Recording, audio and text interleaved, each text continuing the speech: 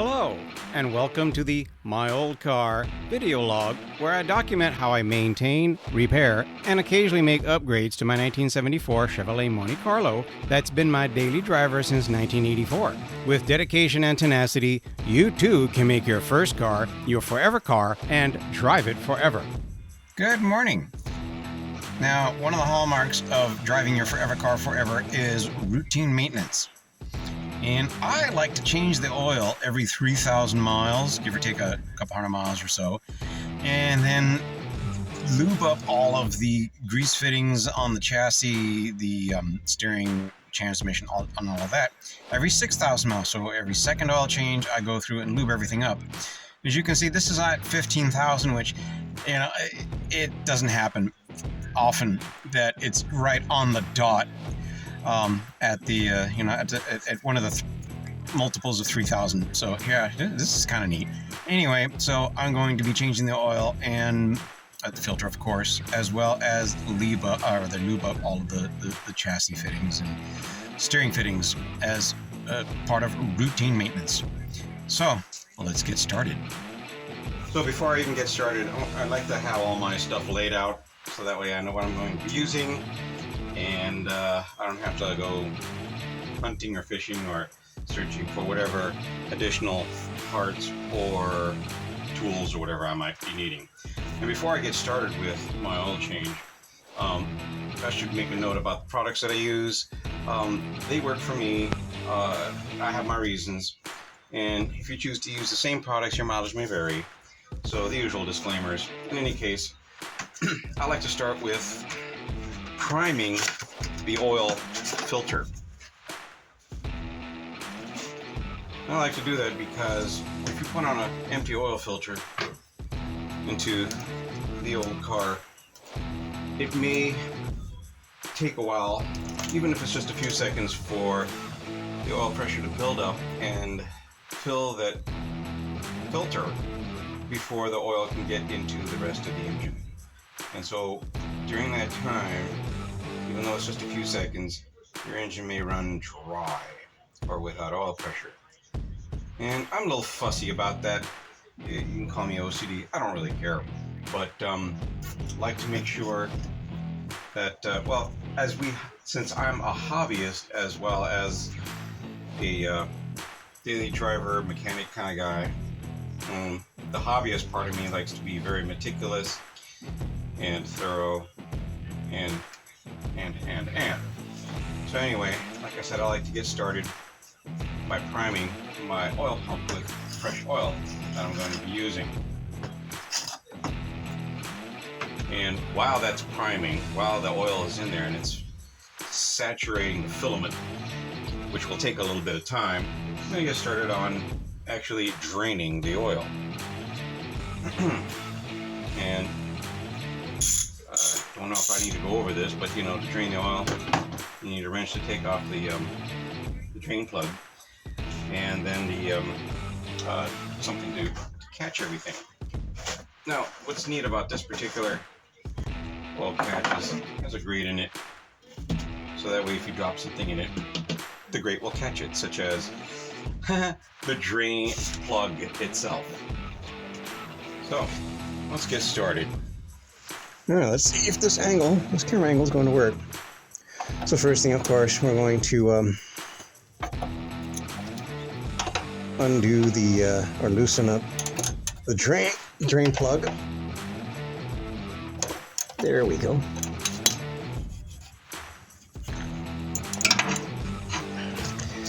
And then before that thing starts to leak, put the oil catcher under the drain plug.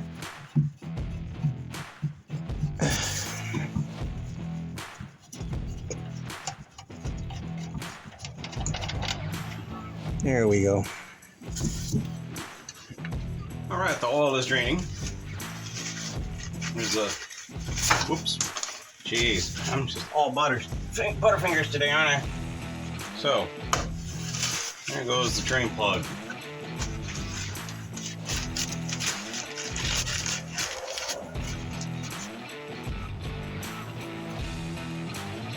Can we focus? Come on, let's get some focus. So anyway, doesn't look like this wants to focus. While I'm up here, I'm going to be replacing this this gasket. I like to replace this gasket every single time that I change the oil. I mean, it's an easy thing to do. You're already here. You don't have to use sealer or anything like that. Now I got the replacement here. Obviously, it's more economical to get an entire box of like 100 of these things.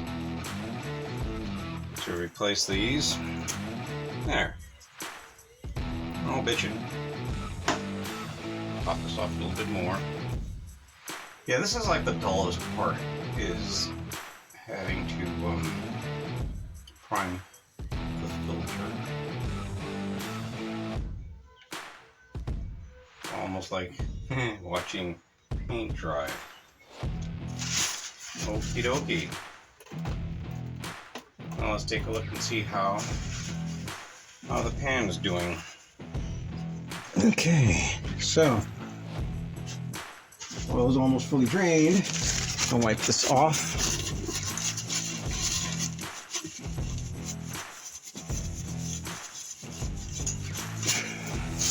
There we go. Put this plug in.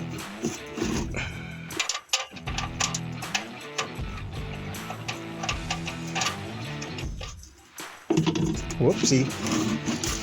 And these are little things that can happen. There. Fortunately, this drain catcher has or this oil drain thing has a grate on it, so that way parts don't go flying down into the deep beyond. So I'm just going to make this finger tight. There we go.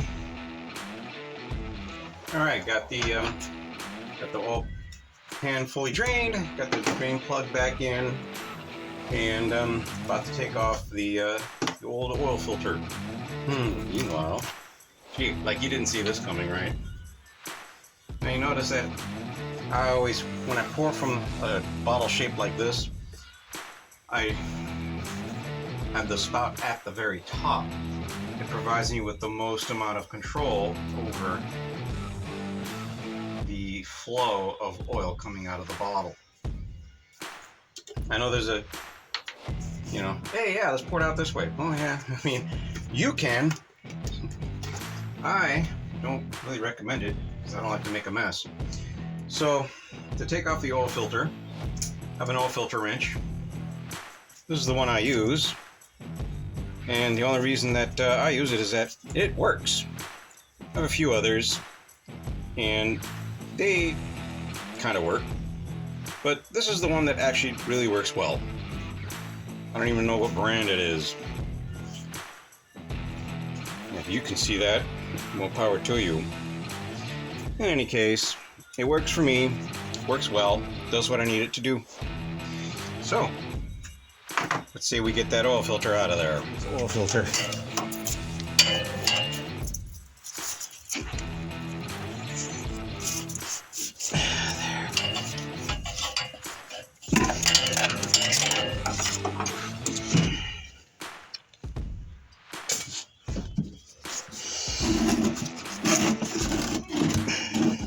Now, I don't really care much for having a big mess, so I loosen this by hand quite a bit, and then I tilt it to one side just enough to...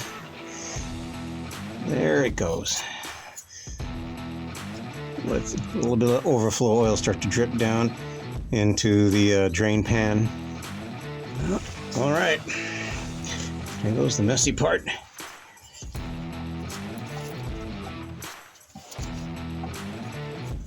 What I'm doing is I'm checking to see, making sure that, wait, there it goes. And boom. So, yeah, not the cleanest way, but it's not the messiest way either. And then I just drag it out. All right, so I got this thing dragged out of here. This is the old fuel pump. Dump that into drain pan. Oh gosh, what a mess. It's like the messiest part for me is to take out the oil filter. But, you know, life's messy, clean it up, right?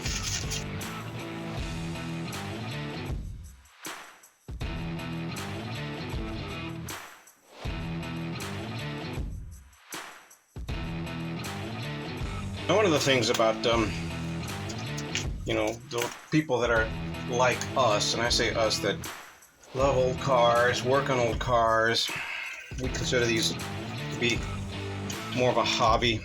Some people call it lifestyle. And as such, we're a lot more meticulous. I mentioned this earlier. We're meticulous. We pay more attention to, you know, certain things like this kind of stuff. So, one of the things that is always recommended is to put a light film of oil on the gasket. And next, I'm going to be wiping down the seat against which that gasket sits. In other words, where this is going to be living on the engine block, that's what I'm going to be wiping down. And then continue from there. All right, the oil filter has been primed. Doing one final wipe down on where it gets installed on the block. Also doing a wipe down on this.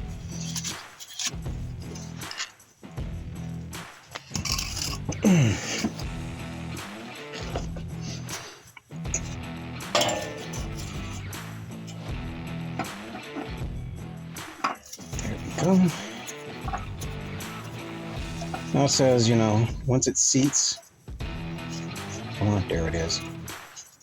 There. Do one full turn after it seats. Okay. Come on. Here we go. Like 3/4 to a full turn.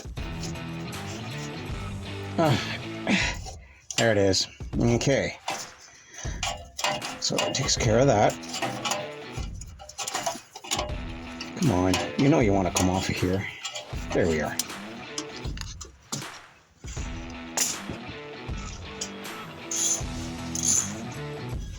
And yes, I do talk to my car and my tools. Don't know if they listen, but it makes me feel better. Now, as for the drain plug, I just tighten it till it seems tight. Not wrench it down till so it's torqued, because it doesn't need to be highly torqued. Yeah, that seems about right, because there's no pressure. So all it needs to do is prevent seepage and not hold back anything that's under pressure, because the oil in the crankcase is not supposed to be under any kind of pressure. So that pretty much takes care of that. Now we just top off the oil, and then it's time to lube the chassis parts. All right, it's time to fill in the oil, or you know, into the engine. Fill the engine with oil, with fresh oil. So the little oil spout thingy I got, I've had this for a million years, kind of like the car. But anyway, the nice thing about this is it's threaded in here, and as you can see on the outside, it can accommodate different sized bottle openings. So now I very rarely actually thread this in here, mainly because, as you can see, this doesn't fit anymore. For me to actually use this on here, I'd have to cut off this one or two of these. And I don't really want to do that, because sometimes I'll have a bigger container. Like, for instance, this one here. And the top of this container would fit there, fit the second set. But even so, I still use it as is. So, let's get started and top off the engine. Okay, so when it comes time for me to put oil into the engine, first thing I like to do is clean up where the oil's going to go in before I even open up the cap. So, that.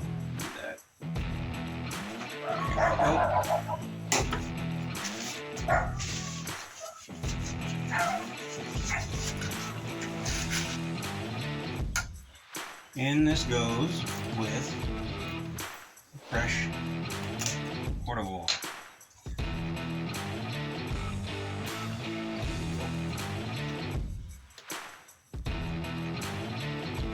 Yeah, you can see this doesn't, the neck isn't long enough for it to stay on, so you're here, or I'm here, until this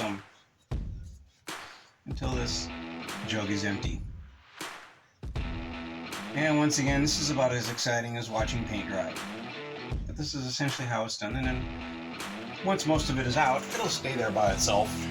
I like to let as much of it drain in there as can be drained until it's time to go to the next bottle. So there you go, there's the exciting part.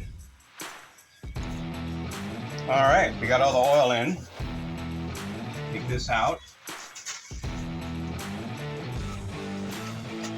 That looks good.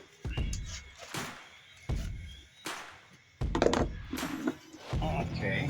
Make sure everything's all wiped down. It's clean.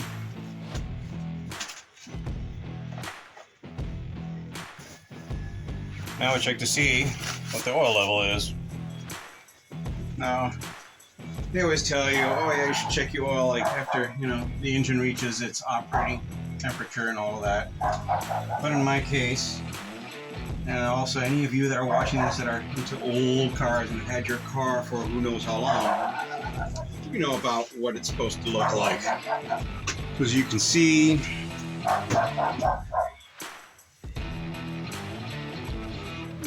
there we go. I guess you can see that. I don't know if you can or not. But it's just a little bit over full, which I kind of expected because there's still a little bit of space in the oil filter. And with that said, once this thing runs, it's going to take up any leftover space in the oil filter as well as any of the galleys that fed the oil filter and so on and so on. So, it's all buttoned up, and we're ready to go. So when you get ready to lube up your chassis, of course, use proper safety. Yeah, you see the jack here, but if you look right there in the background, just right there, you can see I have a jack stand underneath the frame. I got one on the other side, you just can't see it because the wheel's in the way. Now, this particular car has a handful of different grease fittings. Like, there's one there, there's one at the other end of the tie rod, there's one down here where the idler arm is, and of course the ball joints, etc. I'm not going to go through how to grease each one. I'm going to assume that you know how to do it, but it does help to have the right tool.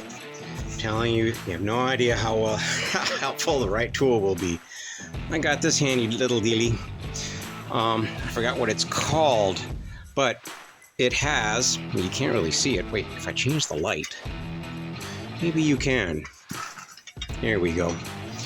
Okay, what this thing has is, here we are. Come on. Has a piece that comes out. You can kind of see that has this these jaws that come out, and they'll grasp the end of the grease fitting. And then when you let this go, it tightens up on it automatically, spring-loaded. Put this on there, you slip it over the grease fitting, you let it go, And this keeps the grease gun in place. Let's see if this will focus better. Come on, I know you want to focus. Can't you focus? Come on. There we are. So here goes. There you are. Let's kind of see. Yeah, there. Well, the jaws, they retract and they're spring loaded and they stay tight. So they grasp onto the grease fittings. You know what? Just so you can see, I'll do one grease fitting as a sample. As an example. Of course, first, you always want to clean your grease fittings. Get some light on this. Here we go. And this thing will just come out, grasp onto it, let go, and it will not come off until you intentionally and purposefully want it to come off by releasing it. Very, very useful. Like one of those must-have tools for the guy that does all of his own work on his daily driver, on his forever car that he wants to drive forever. If you enjoyed the video and found it useful, please be sure to click the like button. Now, if you'll excuse me, I think it's time for a drive.